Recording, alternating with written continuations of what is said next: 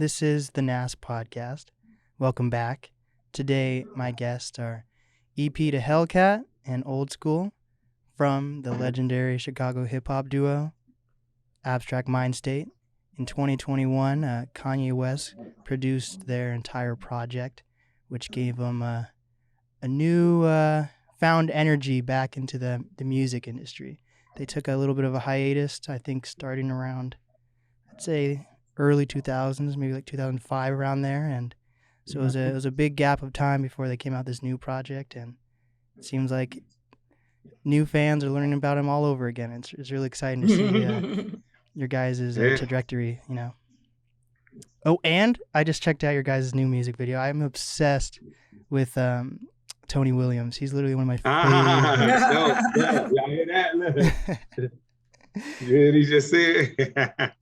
So I like to start with talking about the aftermath of your guys' latest project with Kanye. So it's been a couple months now, and I would just like to hear how you guys feel it went overall and where it stands now. Well, you know, in my opinion, oftentimes one of the things that me and EP talk about that was super surprising to us is the range of listeners that ended up paying attention to what we were doing. Because, you know, we just felt like we had a more traditional sound. That's what this whole ACH thing is that I kind of came up with, that adult contemporary hip hop is where we brand our music. And I just figured, you know, it would be a more, not necessarily totally mature crowd, but a crowd that's really into the lyrical part of hip hop, the cadence, the flows, the tradition, the regular tradition of rap. And what I can say, like I say, even speaking for EP too, we were kind of thrown off that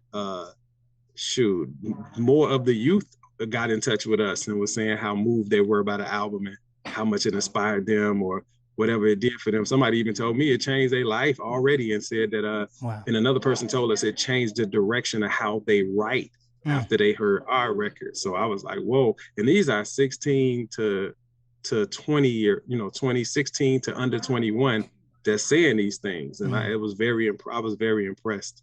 So that's one of the great things that has happened since, post album, you know. And I'll piggyback on that by saying, Blake, that like we have new fans, a new fan base in that are younger, that was so used to hearing hip hop done one way that we were able to provide them with something that they had that was fresh to them, that was new to them. But at the same time, people who were used to 90s hip hop, early 2000s hip hop, Tribe, De La, real roots hip hop, they're also gravitating towards the project as well, because it's something that they were missing. Now, the younger people didn't even know it existed, but the people who actually listen to it, but now who are saturated with something different, they're gravitating towards it because it's a sense of nostalgia. Yeah. I think I know it's easy to say that with like TikTok and all this social media that there's a lot of like fakeness that goes on in just society and the music industry, but at the same time, there's a huge portion of society that wants that like organicness and that real genuineness. Yes. And absolutely. Definitely, that's what we bring. Yeah, you definitely do. I do have a question about the project from I feel like you guys kind of had a warning on the project about, social media and how things are transpiring in society today. But is that worthwhile to even point out, besides just being artists, just being human beings? Because I feel like everyone notices how social media affects society. But do you think it's like a lost call to talk about it in music if people have kind of just accepted it? No, not necessarily. If that was the case, we wouldn't talk about love, because everybody know about love. We'd had millions of relationships. Everybody was kind of born from some sort of love or attraction, but every song that's ever written is about some form of that attraction and love. And it's just variations of this, what they say, nothing is new under the sun. It's just a new way to present it. So that was just our presentation of something that if it got on everybody's nerves, it got on our nerves too. And we like, hey, wrote a song about it. Want to hear it? Here you go. And the thing about it, Blake, is that it's with any subject matter, and it's just that it's completely subjective. And I say that because so in the song Social Media, we also point out the good parts of social media, but too much of anything makes you an addict, right? Too much of anything, like everything that we do, if not done in moderation, can turn into a vice and can present itself as negative on the other end.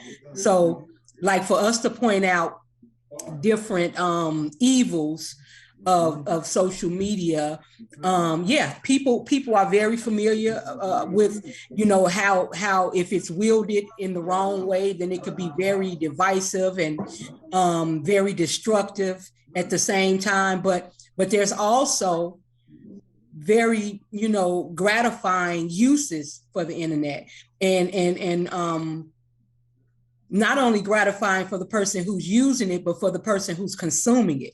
So it's like saying not pointing it out. Yeah, people are obvious that there's some bad things about it, but like Olskool said, there's negatives and warnings within every message that we give and every message that we receive. It's just how you choose to use it, how you choose to view it. And ultimately, no message is a bad message. Because everybody has the opportunity to learn from it, because it might be new to somebody. Right. And like EP was just saying, no message is a bad message, and definitely speaking on it might be new to somebody. Man, we live in a crazy world, right? And things happen at different times to different people. We all go through our problems is our problems alone, and it only affect us when it hits us and our family. But every family or every individual is going through something. So what I'm saying is social media, it might catch a person or a kid right at the point of being bullied or messed with, where they just can't take it anymore. And they come across this Abstract Mindstate song and they vibe out to it. And they like, yeah, they see what I'm talking about. They feel me. And instead of like cutting their own wrists or hurting themselves, they start saying, let me get more into this group and see what they talking about. Or, you know what I'm saying? I'm gonna reach out to them or whatever. I like where they're going. And now it becomes a conversation or something that they can connect to us with, because they like, yep, that's what I've been through that. What they talking about, Abstract Mindstate, feel me. I like them. Now they're a fan. You get what I'm saying? So it's not about like, cause the world knows we can't talk about it. Cause I'll be honest, man, if I hear, how many ways can we hear about how much money, how many cars, how much jewelry, how many girls these dudes that screwed, how many guns they got, how many people they killed, how many somebody else's girlfriend they gonna screw. Like, how many times can we hear that? Right. You know what I'm saying? Like, so if we know that already, we know all those things. We know it's crime. But we're from Chicago. We know it's crime going on. We know that people getting killed. You know what I'm saying? We know that guns are being shot, but they still putting it in these raps. You know what I'm saying? So like in the spirit of what EP said, I don't feel like anything positive or in the sense where we trying to be self-correcting or something like that. You can never have too much of that. Right. That's a great answer. Yeah, I like that. So one last question about the album. I think it was, I'm probably butchering it. I'm going to say 2017 or 2018. Kanye had that, I think it was like a 7-project rollout with different artists. Oh, yeah, and that was 18. 2020. Was it 2020? Or 2019? Okay. 2019. It wasn't 2018. It wasn't 2018. It wasn't 18. Maybe 19. Yeah. Got it. Knew I butchered it. But well, you was close. 18. He got a lot of projects. He's had a lot of projects. Yeah. Right. So what about it? Those 7 EPs, yeah, or 5? Was it 7 or 5? However many was.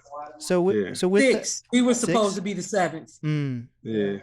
So with that rollout, there was mixed reviews. Some artists in that rollout were happy with the rollout, others were not.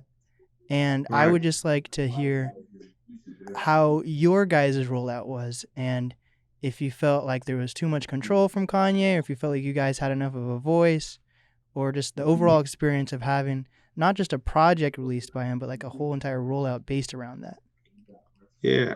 Well, I think that our rollout, I personally feel like our rollout could have been better because I didn't really control it. Because what ended up happening with us was at the time we recorded the record and was about to put it out, Kanye wasn't working on the project. So by the time our record dropped, he was so focused on his own at the time that all the powers that be kind of gravitated towards his project. And our project kind of got left in the wind because he's the superstar. He's the Michael Jordan of the team, so to speak. And so I feel like with our record, in all honesty, we could have used more internal support, but everybody was over there with, the leader of the pack, so to speak. And it kind of, we didn't get, our rollout could have been better. I feel it was great how it happened. I felt like I think the press, the PR portion, the company that handled our PR, they did one of the most outstanding, amazing jobs I ever seen for any first time or release, because we hit every single publication in existence and all of the major ones. So got sway. I was ecstatic over that, ecstatic, and shout out to my girl Kelly Kincaid from Jackson State, who made that Sway situation happen, as well as the Shade 4-5 situation happen. But the immediate press rollout, man, we hit everything. We were in all of the major, whether it was industry magazines or just popular magazines in music or fashion or whatever. We was in everything.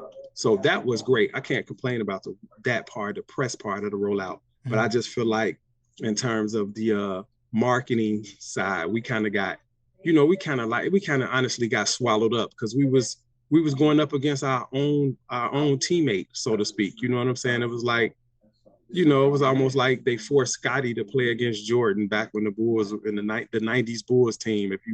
They one night put Scottie against Jordan. You know what I mean? It was like, wait a minute, you got two of the hottest things coming from the same entity, which was us and him, because we were the only ones coming from the Easy Sound, and then him as who he is. It was just it could have been better in my opinion. Right. EP, anything you want to add to that? Nope, he said it. Yeah.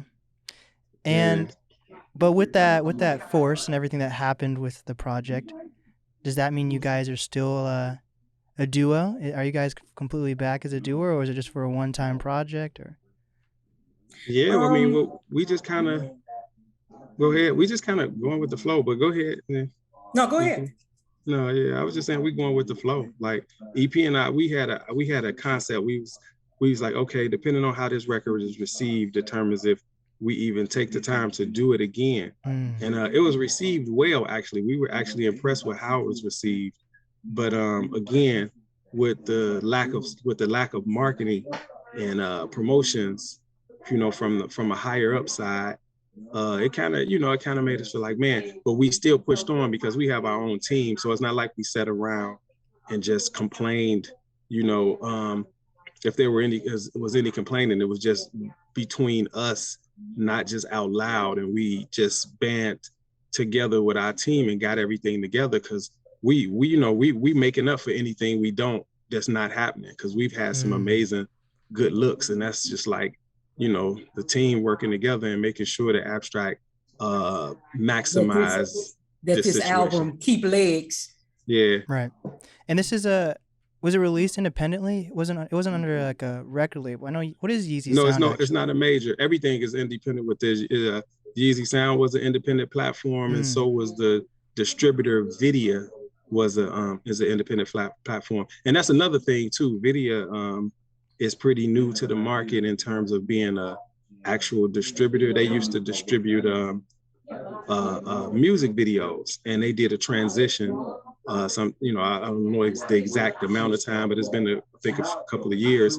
But they're pretty new into the music space. So even they're getting their legs. So we almost became like, I wouldn't call us test dummies, but we almost became some of the test marketing for the new space that even our distributor is in, because they're not full distribution mode. They're in their transition. And here we come under an entity as big as Kanye. Right. And it got tossed in their lap because of whatever the situation was with the business side of him and them. And now they have to work this project. And I can imagine they were probably a little nervous over there too, because they're trying to handle this like, oh man, this is Kanye's act. We got to do this, that, and the third. Right. And they don't have the full capacity yet to do the level of the things that we needed. You know what I'm saying? So, so that those things kind of slow things up. And that's why you're not seeing like this super blast of abstract. You're kind of seeing this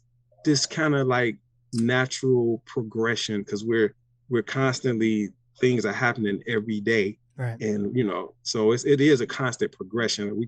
That's the part I can't complain about, or we can't complain about, is constant progression. Now, it may not be as fast as we wanted or like to see it, but it is progress nonetheless. What I want to add to that, though, is the fact that you guys should feel very proud of yourselves. And I just want to congratulate you guys that you were talking about the adult hip-hop genre, right? Adult contemporary hip-hop. Hell yeah. And the fact that you guys did this independently, in your age range, after not releasing projects for a decade plus, I think that is very inspiring. And the fact that you actually put it out.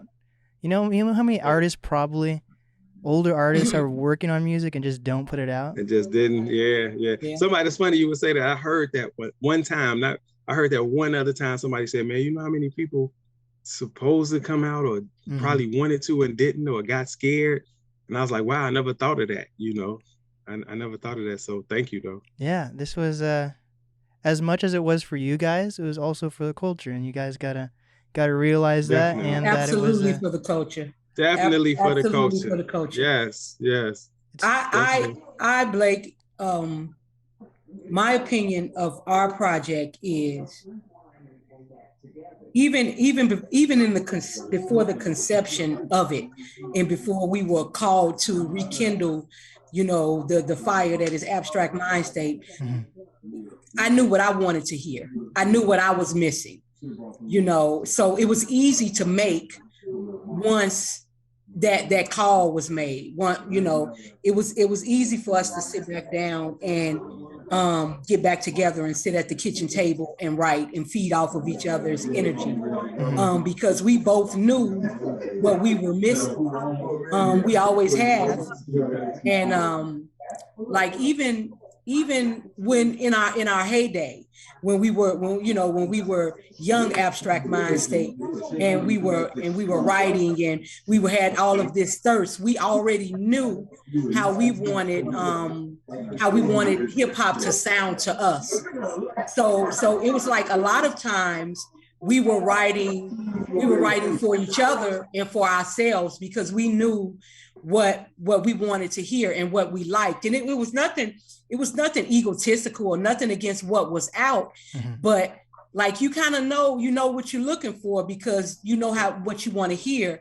And if you're not hearing it, then that's what you try to create. Yeah.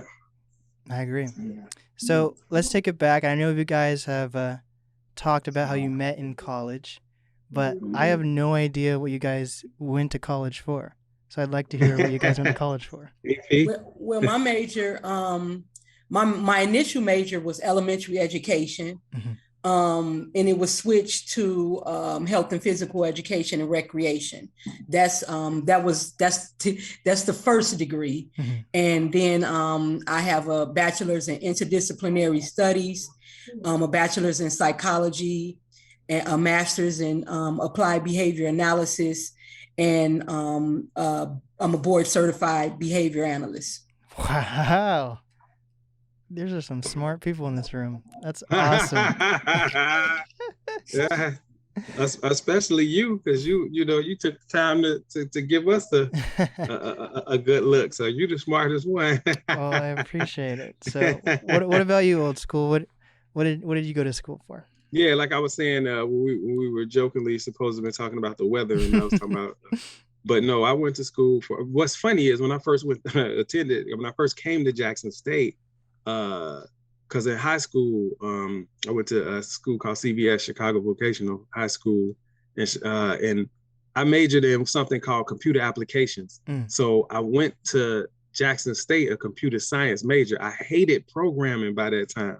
I hated it in high school, but at the time they told us, computers was going to be the future and that's where the money is. So I tried to, I tried to go where the money was and I wasn't happy. So after my first semester at Jackson State, I learned from my cousin who is actually our manager and also runs the company with me, our entertainment company. But his friend who was there years before me, he said, man, you all into this music and aren't you into like music and TV and all this kind of stuff? I was like, yeah. He said, how come you're not a mass communications major? And I had no idea what mass communications was. And he sat me down with the book and went through the curriculum and showed me all of the classes that's a part of the mass communication curriculum.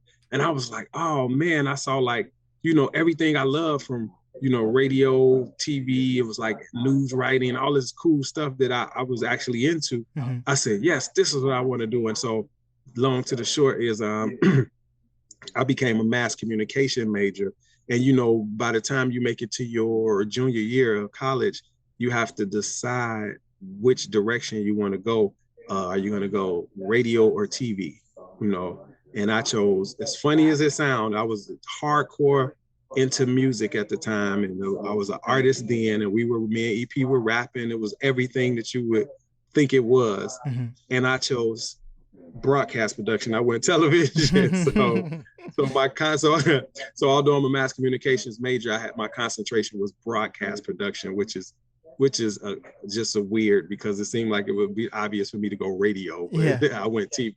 Wow. So yeah, so that was what I got my degree in. Unlike EP, I went for a master's in marketing communications, because everything I do has always been marketing. So I felt, well, if I add a marketing piece to my communications and get a master in marketing communications, I felt like it will boost up both sides, But I went through some crazy stuff during trying to get in my master's class, and it didn't work out, and I never went back. I never went back to pursue it. So right. I didn't finish getting my master's. So yeah. Well, if it makes you feel better, I chose radio over college. Thank you. See, I told you was the smartest. You was the smart. See, no debt for me here, right? Boom. There it is. I like it. Yeah. So tell me what it's like to have a manager also be a relative. Do you feel like there's a lot of butting heads there, or what is that like? I mean, I was about to say for EP, we like, look, EP, Lee Majors is his name, and me, man, it's a family. Like, you meet people, and the music bonded us, because that's what originally. It's how we met, it's how I met Kanye. Like if it wasn't for music, if you took music away, none of us would know each other. So shout out to music. So we can never deny that part. But, a brotherhood, a sisterhood, a family got built because of that. And it went way past music, to the point that, we actually care about each other and each other's families and know each other's extended family. It's real deep. Wow. So, yeah. So, you know what I'm saying? So, it's a wonderful thing. That actually does sound dope. Wow. That's family's important for sure. Yeah, without a doubt. So but just to say, just to answer the question though, it's like I was kind of rolling with EP saying no, it's pretty normal. But and you know what the biggest part about it is, man, like I've never, unlike EP, I never left the music business. And one of the things that I constantly seen, even, being next to Kanye on the business side, man, I just see unscrupulous acts happen all the time. And, people be so untrustworthy, and, you would think somebody down with you. And the one thing I can say that's cool about at least the family I come from, or we come from, because EP has a very loyal family as well. Man, you know, the loyalty, the trust is there when you have, you know, somebody like Lee Majors, who happens to be my first cousin, and somebody the EP would, you know, consider a brother. It just works. You know what I'm saying? Because you know, you can close your eyes, and like, you need somebody that's gonna feel bad if they trying to screw you over. They can't even sleep, and then they can't do it because their spirit won't let them. That's the kind of people you want to work with in entertainment as a whole, not just music, but just entertainment across the board. You need somebody that got so much love for you and care about you so much that they just cannot, you know, pull the industry rule 4080 on you, you know. Damn, that sounds amazing.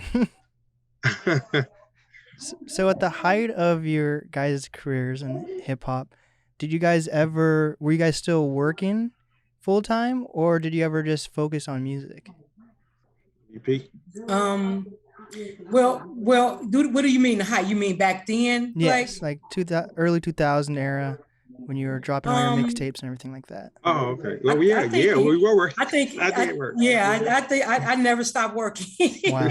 Man, we had that's funny. EP, remember the shoes? It was like, EP used to say, "Ooh, I love that job. You got everybody get gym shoes when you get paid." You used to say, because I used to get I used to work at this collection agency, and I used to get bonuses all the time. So I had like nice little extra money, and you know, we used to have a good time with it. So yeah, I think we worked the whole time. I used to call myself Superman because during the day I was like Clark Kent, because nobody knew I was at work. So by the time late afternoon happened, I always worked early jobs when I'm there at 7 a.m. So I'm back around in the mix around 2-3 o'clock. And people didn't know, man. They just thought we was in the clubs at night performing all the time, but they didn't know me and EP was at work all day. It was so funny how we pulled that off, and we never really talked about our jobs then. You know, all they knew was Abstract Mindstate is tearing it down. Right. I mean, I could even go further, agree, and say, like, up until the documentary, or up until to this latest rollout in August and everything, a lot of people, even here at home in Chicago, didn't realize how we met, you know, that we didn't even know each other in Chicago, that we went to college, that, you know what I mean, that we had degrees. And I think just I would say the new birth of Abstract Mindstate on the scene, you know, once again, is giving people that already knew we rapped, that already came to shows, but it's also putting us in a different light, because we you know, we weren't just like, we were die-hard hip-hoppers, but we wasn't, you know what I mean, that's all we did. Mm-hmm. Like that was the dream, but that couldn't all be all that we did. You know, we had to survive as well, you know. So it's giving rise to like, oh man, they met at Jackson State. They didn't even know each other in Chicago. A lot of people didn't even know I was from the west side of Chicago. They thought that we knew each other, you know, growing up or something like that, because of the bond. The bond is so, and it was and it still is in some ways, so organic, and it's so natural that like people would think that we've known each other our entire lives, but we didn't.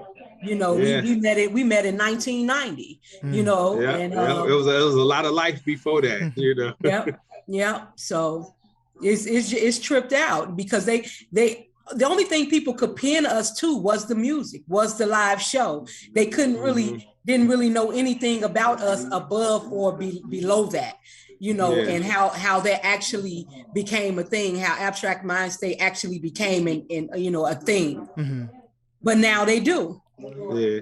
You're right, EP. I agree with that. The documentary has really taken who Abstract Mindstate is to a whole nother level of appreciation, understanding, a whole bunch of words like that, because they like, wow, okay, these two, and they see we went through some things, because, you know, a lot of people used to look at us, and because of how things looked for us, they just thought it was sweet with us, or, you know, it was probably easy, or we didn't go through much, or maybe, you know, we had a special silver lining or a special piece of sun shining on us. The documentary exposed a whole lot of, you know, dark secrets that was really cool to just share, especially where we are now in terms of you know, with social media and stuff like that. You know, you're allowed to kind of, you know, show what you're doing, you know. So right. That documentary is really show who we really are and what was really going on, and I think it made people like us more. What's the name of the documentary and where can people find it?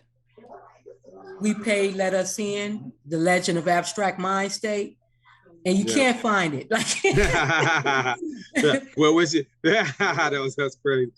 So what it is, Blake, is the documentary is being entered into film festivals, and we're gonna do the, you know, as it's being entered, a lot of rules, not for everyone, but for most of the bigger ones, the film festivals don't allow you to premiere anything. It has to be unseen. So in order for us to show the documentary, we have to host what we call private screenings in, you know, your area or different cities, which we went on a 6-city screening tour, so to speak. And we actually have a recap on, if you Google Abstract Mindstate documentary, there's a recap up there on the YouTube page that shows what we did in every city. It's like a little, you know, it's a trailer. It's kind of like cut-ins, cutaways, or pieced together of all the cities we screened the film in, and you just catch some of the action that happened in Atlanta. We actually we actually are in the San Francisco. What is it, San Francisco? Oh yeah. The San Francisco with us,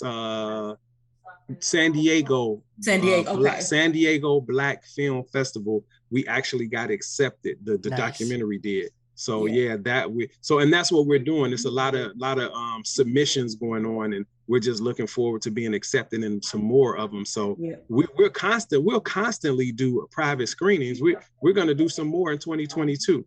But you know, right now we're just trying to get ourselves prepared to go on tour with Slum Village in March. Yep.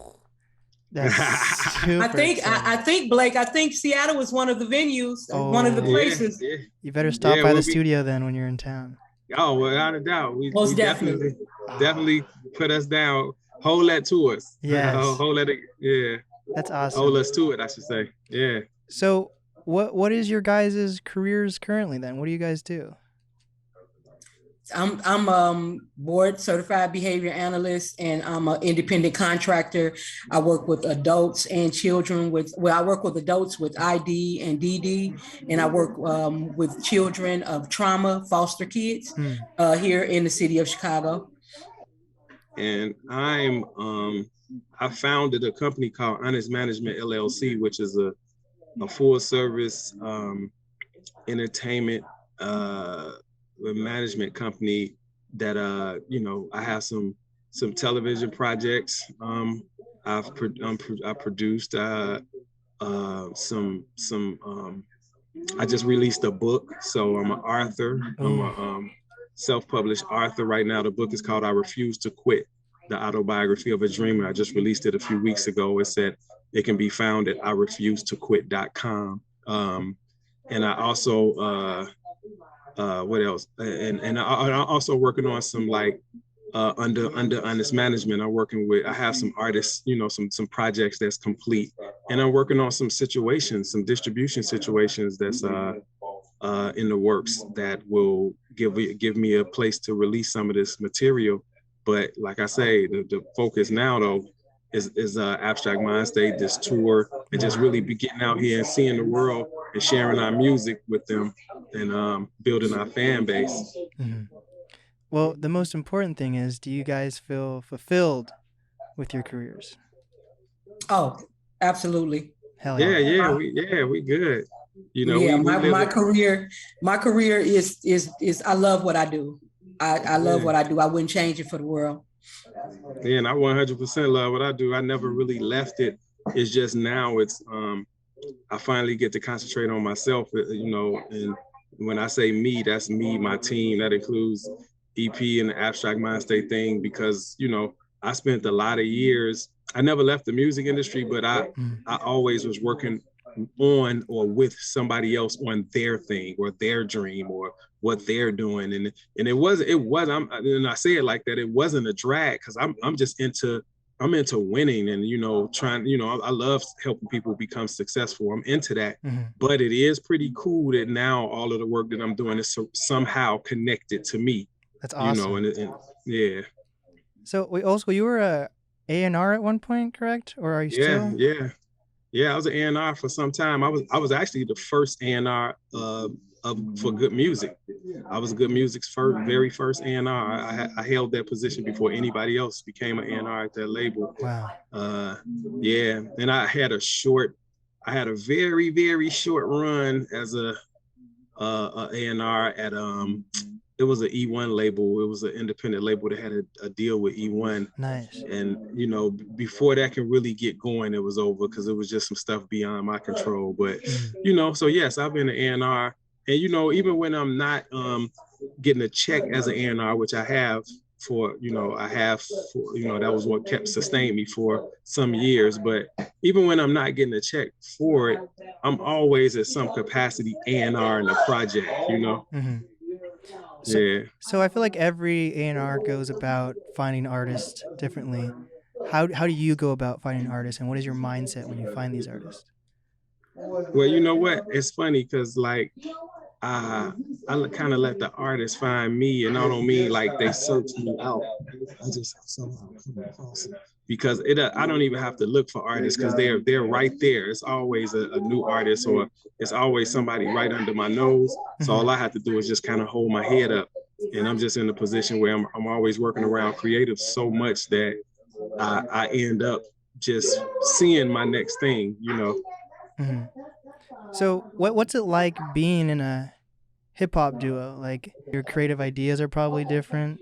So how do you guys make sure you're connecting on the same level? But I feel like there's probably times you butt heads as well, right? What is that? How do you make sure you guys are maintain a relationship? You know what, Blake? Like musically, like project wise, we don't. I don't even we don't bump head. We have some of the same ideas. And I think that's one of the things that makes the group work, makes it easier, makes the cohesion something that seems so natural, because we're not we're not so different. The same thing, the same thing that drives him also drives me. So now I will say this, Blake, that conceptually wise, as far as the songs and stuff like that, I'm blessed to be in a position to have someone who wants to be that person to come up with those concepts. I never want to be the one to have to come up with concepts or be able to listen to a beat and be like, this is something that needs to be portrayed on this particular track. So I am blessed in that way. And I think that's another way that we feed off each other, because that's part of his job in the group. Like I'll even ask him, go so far is, go ahead and write your verse, and then I'll write mine after I hear yours. Because it allows me the comfort zone and the space to feed off of, and I always agree. He's never come to me like in 30 years and said with a verse or a hook and it didn't go with the track. And I was like, no, we don't need to talk about that on this track. So it's worked since the beginning. It's a formula that we still adopt now. And it's so natural that it's riding a bike, and we wouldn't change the recipe at all. And it was, and I think that's why a lot of people who used to listen to Abstract Mindstate and are familiar with the older works, Blake, they go now and they'll say, you guys sound exactly the same. The formula's the same. The formula's the same. That is crazy. 30 years. That's wild. Yeah, and one of the things for me, this is the coolest part about being in the duo for me is I get to listen to our music, because I've never been an artist like that just want to hear me over and over. So the coolest part about being in a duo, or is I get to listen to our record like a fan too, because EP is on it. So it's another voice. I get to concentrate on another voice. It's not just me. Now, I don't mind hearing myself so I can listen to the flows I do and just, say I could have did that better, or when I do that live, I'm gonna say this a little better or a little different live, once it's recorded. Mm-hmm. But the cool part overall for me is the fact that when I listen to our music, the way I can tell it's good is because I get to just pay attention to another voice. I get to pay attention to EP, So that's the to me, that's kind of the advantage of being in a group, I kind of have a two-part question. So first part, what caused you guys to take a hiatus? And during that hiatus, was your guys' friendship still alive during that entire time? So what caused us to take the hiatus was mental. We had expended so much energy and so much effort, with all of these different projects trying to come out on a large scale. And, these investors were coming and going at points in our different projects when we think, okay, here it is, it's about to happen. It wouldn't happen. And that happened so many times to us, right when we were on the cusp of major success, that the last time it happened was the last time it happened. And it was nothing that was even stated, Blake, as far as we're about to take a break. It just happened. And we remained in contact. It was few and far between, but we we would never lose contact totally. I would call Gre, every few months to check on him, and to see what's going on. But we didn't talk every day. We didn't talk every month. Sometimes we didn't talk every 6 months. But that doesn't mean that we weren't friends, or we had some angst, or animosity towards each other. It's just the fact that what brought us together was Abstract Mindstate, and there was no longer an Abstract Mindstate at that point. So it was natural for us to gravitate and start finding our own niche, doing our own thing. And that time it just took time to build ourselves up. If you look at all the degrees EP acquired, and then you look at all of the accolades that I acquired, neither one of us had those things while we were in Abstract, the first time we were in Abstract Mindset. And so now I have things to show for all of the work I did. It was just a whole self-building process for me, and EP too, but I just, for me, it was just a self-building process. So that time off from Abstract Mindstate, I was just trying to get Olskool Ice-Gre in order, or Greg. I was just trying to get Greg Lewis in order, Right. So during that time, I could definitely see how there was frustration and probably feeling underrated. How did you guys come to peace with any of those emotions? You know what, Blake? It's crazy that you said that, because I actually came to peace with it in February of 2018, about 3 to 4 days before I got a call from Olskool saying that Kanye wanted to put us out. And I literally woke up one morning, I looked in the mirror and I said the words, "Hip hop is out of my system." And 4 days later, I got a call from Olskool saying, "Are you sitting down? What you doing? Kanye want to put Abstract Mindstate back out." I just shook my head. Wow. So it took all of those years for me to come to grips and be able to recognize that I had found something in my life that I love to do, if not more, just as much as I love rapping and writing. And that's what I do now. Wow. Yeah. And for me, as you can see, I never left the music. I may have left writing for myself. I may have left performing.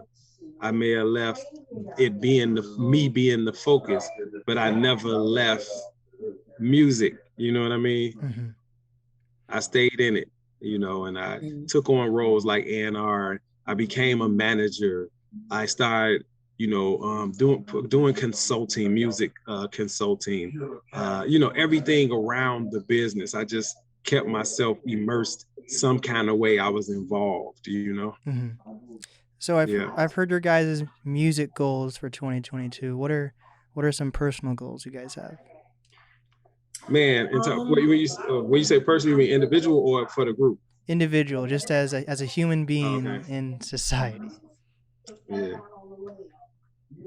Well, for me, I don't know if it'll be achieved in 2022, but I do know that one of the goals that I'm working towards in 2022 is to start a mentorship program for foster kids that are in the youth care system here in Illinois. Mm-hmm. Just solidifying like grant writers and stuff like that.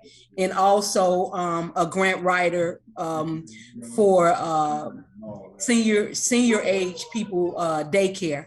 So I'm just hoping that like just laying the groundwork and being able to look forward to 2023 actually seeing those things come to fruition, not fully, but seeing it manifested and seeing things happening, moving towards those goals. But those are things that I want to do down the line. But 2022 is the year that's going to allow me to really know and to be secure in the fact that they can actually happen. Hell yeah. Yeah.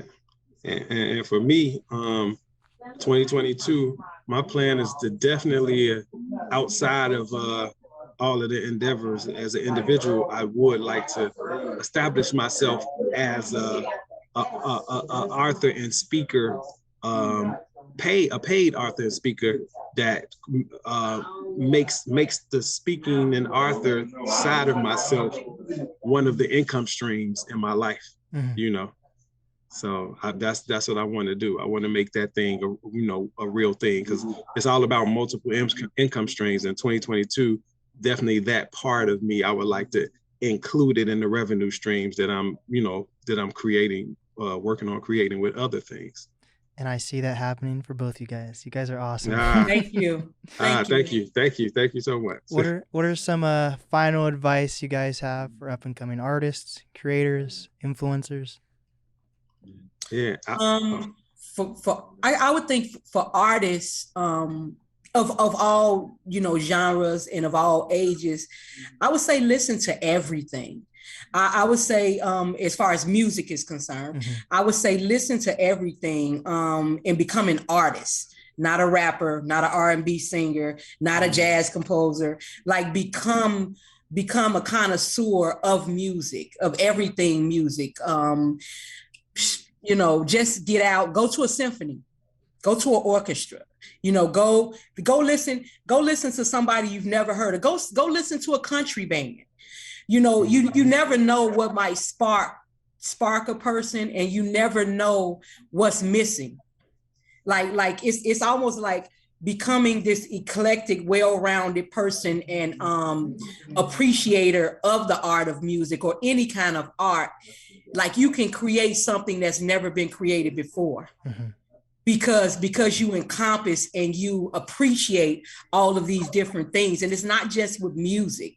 It's I would think that it's something that could be shared like in a microcosm of all facets of society. Just become well-rounded in everything. Hell yeah. And I would say to artists, especially coming into the game, don't be afraid to just be yourself. Just totally be yourself, because it's weird what has happened with the game, with the music industry, rap in particular or specifically. You're getting merited and rewarded for sounding exactly like everything that's already out, but it's a proven, known fact, and it keeps happening. And I don't understand why people won't catch on, and it's right in our face, that anytime somebody does something different, they become a standout and become a standard. And if the goal is to make money, or the goal is to be the most known or popular or whatever you're looking for, those are the people who become that, the ones who are totally original. I mean, look at this girl, Doja Cat. There's nothing like Doja Cat out there. She's so interesting. She raps really good, but she has this little kind of thing about her or whatever. She was unafraid to be herself. And that thing I'm talking about is she just being herself. You can tell she's really authentically her. And then I can take it back and say, look at a group like Outkast, you know, who just was themselves and they became the top of the heap. Then I can just push it forward and use, you know, a dude that's right next to us and you know, just look at Kanye. He just, regardless to whether I like it or world like it or his family like it, he is so authentically, interestingly, you know, and all these other things himself that it has created, he's turned into like an enigma. So all I'm saying by saying this is, man, I would just suggest, or if I could suggest anything to new artists, just really, really, really be yourself, because there's room for you. There's room for you. Oh my God, that's so good. That is so good. That's why I almost cursed. Like, oh my God, that is the perfect way to sum all of that up. It's room for you. It's room because all that other shit is exactly the same. Like that's it. That is so good. That is so good, boy. Thank you, EP. Damn. Amen. Yeah, man. So one last thing. You know, go ahead. I was just gonna see. Do you guys think you're in the Jeen-Yuhs documentary by any chance? He may be. Yeah, I'm all over it. Yeah. I'm all over it simply because the Jeen-Yuhs film actually is it's a real footage. It's our real life. It's us running around New York and you know, trying in LA, helping then unknown Kanye become the superstar that what you see now. It was me and a few key guys. He had a small team around him, and we really, really worked, and we were together every day. So Jeen-Yuhs is just the footage of our daily lives, because Cootie, shout out to Cootie and Chike for being geniuses themselves, because they are super geniuses, and Jay Ivy, because he did he narrated some of the upcoming acts, because Act 1 it's a 3-act trilogy. But my point is, at the time I like to say we were the first, like, you know how they had this reality show, all these Love and Hip Hop, all these different hip hop. Yeah. We were the first that. The industry was not, nobody in the industry had a cameraman following them around except us, because that was a vision that Cootie had, that he was following Kanye because he was inspired by Hoop Dreams.